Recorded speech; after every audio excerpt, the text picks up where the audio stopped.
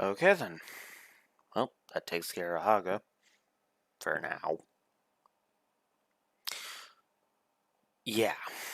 Yeah. As you can tell from well, I guess, whichever, from wherever, as you can tell from the title, yeah, I decided to combine these both into one, and I gotta admit,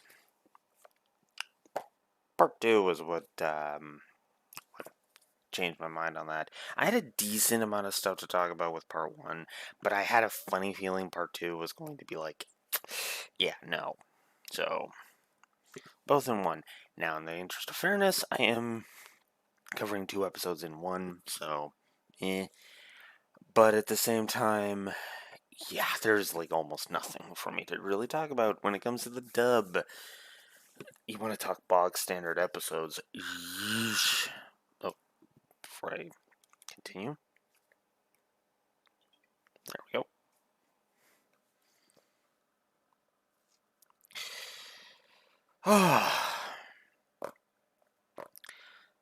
There is a lot more for me to discuss, more so in part one than part two, which I guess I already said that, but it's funny because there's only like.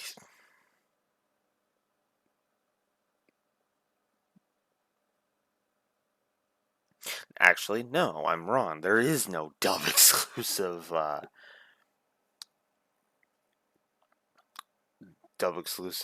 notes except for like one in part two, which I guess I'll go ahead and I'll skip to.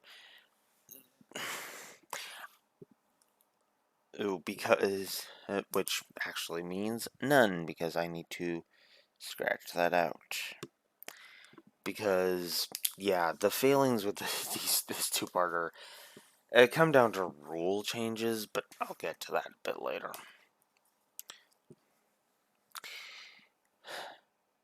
Bakura is freaking Anzu out because Anzu notices Bakura, and it's like, wait, what? And then he's gone. So, again, we gotta save that for episode 13. We're only on episodes 4 and 5 here. So, Yugi is wanting to challenge Weevil first, which makes perfect sense, honestly. Honestly. This is right after they get off the boat. I'm gonna say this, though. When they do get off the boat, Tristan's all like, what if they know we're stowaways? And it's like, just act natural and we're good. Yeah, Honda's response to that, to getting caught with that, is actually better because the dude's like, "Hey, you should relax. You're a guest here," and Tristan in the dub is like, "Yes, I'm your guest," and then saunters off, and then Honda just says, "Thank you. I shall relax. Thank you," and then he saunters off, and it's like, yeah, that totally wasn't suspicious at all. Again, the only thing that can really work is the headcanon of Pegasus is letting these incursions go. Oy. But speaking of Pegasus, he comes out and he starts describing Duelist Kingdom's rules. In the dub, it's really just, the bog standard. He doesn't explain like anything in the dub, which is just. In the sub, he explains about the 2,000 life point start total, and he also mentions no direct attacks. Now that's kind of important because the idea then becomes you have to play a card each turn.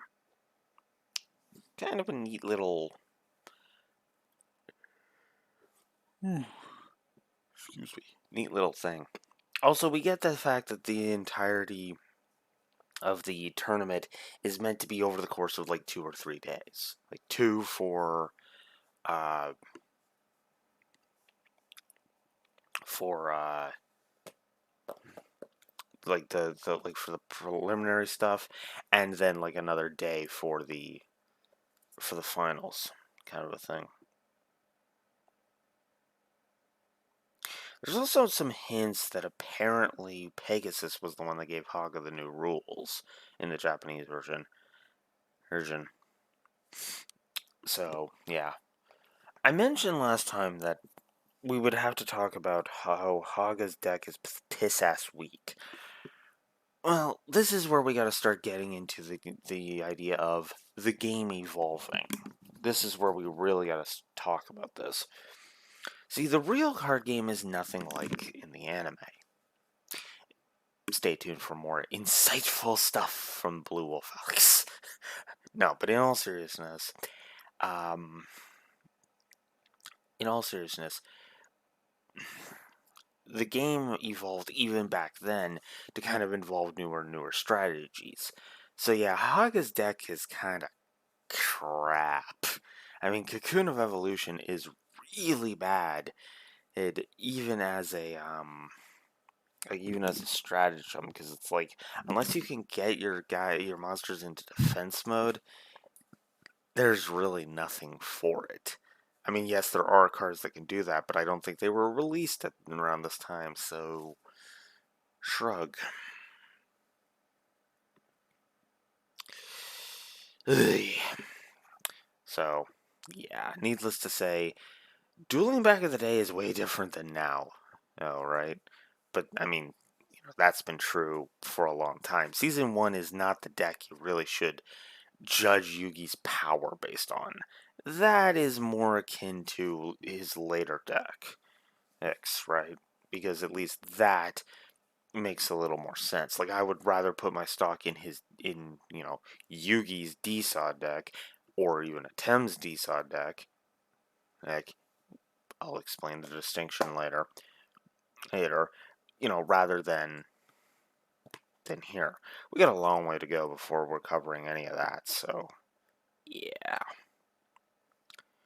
Next is the field power bonus, which is funny because 4Kids is dumbing this stuff down. Yeah, you want to know why the power bonus gives monsters weird totals like 1560 for Killer Needle and Mammoth Graveyard? Yeah, that's why. It's a boost of 30%. At least it's not based upon how much of the field is, because that would suck. I love how Weevil just assumes that Mirror Force is a spell card, by the way. Hey, in the dub, he doesn't pay that attention at all, and although that leads to a lack of manners, because normally you have to say, I set a card, and that's what he did, and then Haga in the Japanese version is just like, oh, that's just spell card, I assume, so we're just gonna keep going. Because I'm a moron and doesn't know how the game is played. I mean, granted, there weren't that many traps back in the day. Even in the first set that we got in the TCG, I think there was like one or two trap cards, and that was it. But at the same time, it's like, anyways. Also, two-pronged attack would have completely wrecked the Great Moth strategy.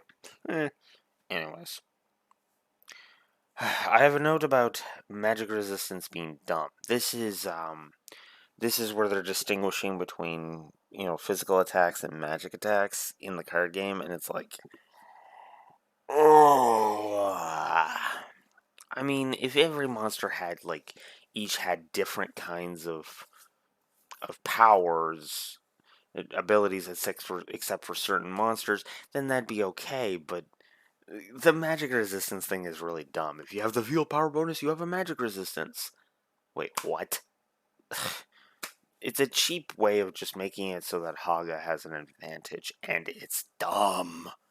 And by the way, I am saying Haga on purpose to get across the point that this is dumb even in the Japanese version, because the magic resistance is in the Japanese version. It's not 4Kids failing, although they do definitely fail in a lot of regards. Right? And then, of course, Weevil or Haga, I should say. Well, both, really. Weevil gathers his army, he fires his laser, and then Mirror Force wrecks his shit. Okay, we gotta talk about Mirror Force. I know I'm just blazing through it, but yeah, it's basically I'm just trying to nail all of my points as quickly as I can to keep the flow going. Like I said, not much to discuss outside of this. So let's talk about Mirror Force. Mirror Force was overpowered as fuck in Season 1. Like, no, seriously. Season 1 Mirror Force is a hell of a lot more powerful. See, in the real card game, you activate it on an attack, and oh, would you look at that? All your attack position monsters go bye bye. No, here it reflects the attack and deals damage to all of the enemies, to the life points equal to the difference in attack strength of all attack position monsters. Yeah, that's why Weevil loses 1,450 freaking life points. It's because he gets clobbered. Or maybe it's 1,545, but whatever. The point remains is he's got less than 600 left after that blast. He took over 1,400 damage because of that, right? Which was what Yugi was counting on, doing a whole shit ton of damage. Which with an AoE. Typical typical format. Which is funny because because Weevil actually announces that he has a trap card, whereas Haga just says, "I will lay this mystery card down." Yeah, that's a trap, obviously. I do like that he uses monster recovery to call back Dark Magician and that other monster, which is a monster called Torike. If you're wondering, not a very good monster, but he calls back his monsters, and then he sacks Karibo to trigger the trap because I guess traps are automatic, which leads to, of course, the meme of "You triggered my trap card" instead of "I activate my trap." Then Joey and Jinochi tell Yugi to get fired up, which allows him to use the Burning Land card to get rid of the Cocoon's field power bonus. Speaking of that, let's talk about the Cocoon of Evolution, shall we?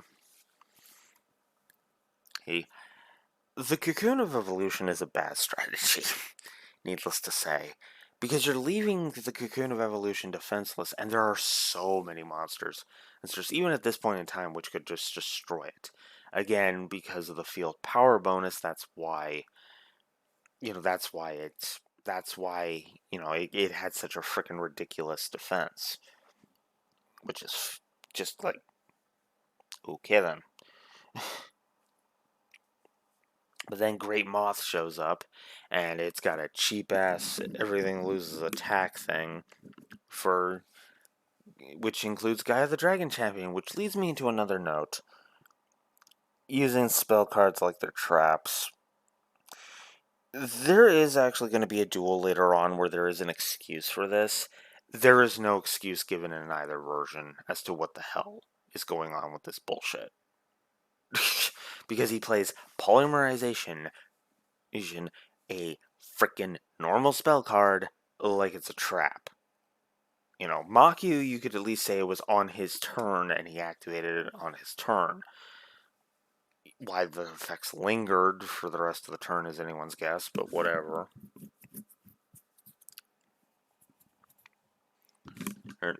For like an extra turn is anyone's guess, but this is season 1. The rules get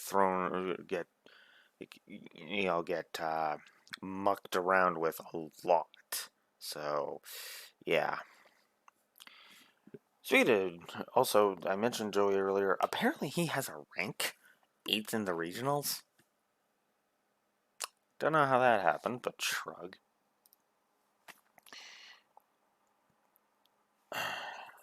Then there's Mai. In the dub, she is extremely just arrogant. Oh, you're wasting your time. You're pissed. Your cheerleading is doing nothing. Blah, blah, blah, blah, blah, blah, blah, blah, blah, right? Now, Mai in the sub does actually say similar things. Means you're being naive, yada, yada, yada. But it's more about wanting to see what Yugi will do rather than being so super haughty and arrogant, like, oh, I'm super arrogant. Yugi doesn't stand a chance. I'm looking forward to seeing him get crushed. I don't know why they directed her to be like that in the dub. I really don't. It's not like Megan Hollingshead can't act. I mean, then again, you could say that about a lot of the voice actors, so shrug. So then Summon Skull shows up, and because his Makyu is water, Summon Skull gains 1,000 attack, and Yugi wins the duel. Cool. It's still a little eyebrow raising, but whatever. Regardless, that is actually a cool move. I like that. And Summon Skull used to be my favorite monster, believe it or not. I don't really have a reason why Summon Skull was just one of my favorite monsters. I guess I just really liked the design. Something about Summon Skull just really worked for me, I guess. You know, so yeah, despite all of my notes, I really don't have much to say about this one. I enjoyed these episodes, don't get me wrong, but I suppose there is one last thing. Looking at the bottom of my page here, sorry, bump.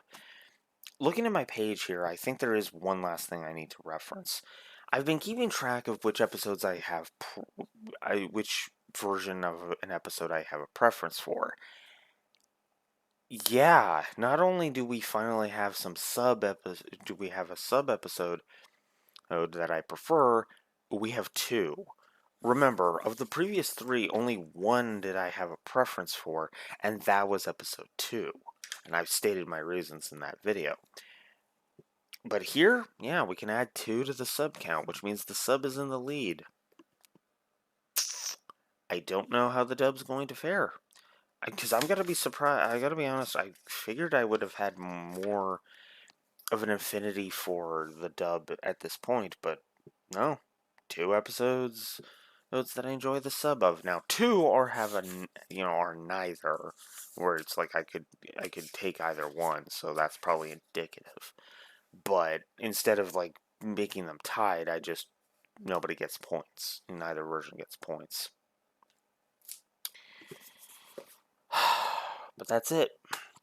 That is all I have. This feels like it was a really short video, despite all of my everything. Huh.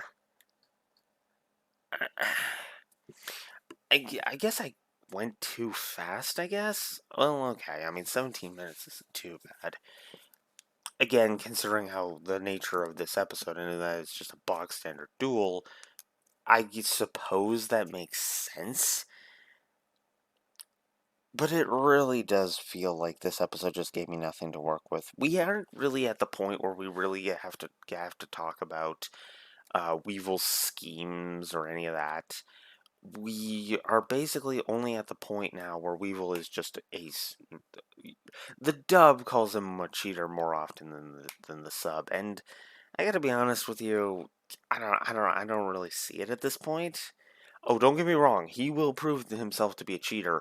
Ooh, in season 2, absolutely, absolutely.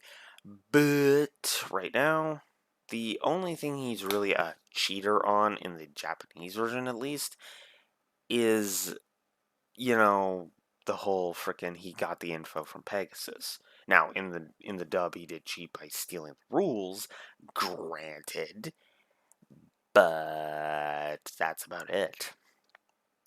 So, yeah, I just don't get that at all, if I'm honest.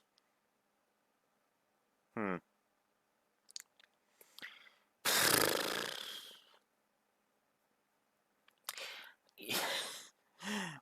It's funny. I figured I'd have more to talk about, with combining these two episodes. But now that I'm looking at that timer there that tells me how long I've been sitting here yapping, which just hit 19 minutes. Yeah, yeah, whoops, hang on. Sorry. Yeah, that just goes to show I just don't have a lot to say about this. I mean, I wish I did. I honestly wish I did, but I don't. Granted, these episodes are only a half an hour long, but you would think I'd have more to say. But no, let's just be a typical Star Trek episode. Ugh. Hopefully, when we start getting to the really long ones, we'll have more to talk about. The main reason I decided to go ahead and split this up was because, like I said, I felt like I was going to have more to talk about in part 2, and I really felt like there was just really not much to say about part 1, although there was a decent chunk of stuff to talk about. But really, all of the stuff in part 1 really would have given me like nothing to work with part 2, which is funny because that was what I was fearing with the whole reason why with my Ruby videos, I did them volume by volume. But I suppose I'm rambling at this point, so I guess I should cut this off. Next time, we are going to be getting into more censorship by 4Kids, because apparently Harpy's got to wear more clothes. Those in 4Kids' territory. Yeah. Oh, and we'll also finally see something that the Time Wizard can do. We'll finally see Time Wizard in action. Till then, this has been Blue Wolf Alex of the Lore Walkers, and I'm signing out. Have a good one, guys. Duel, stand by.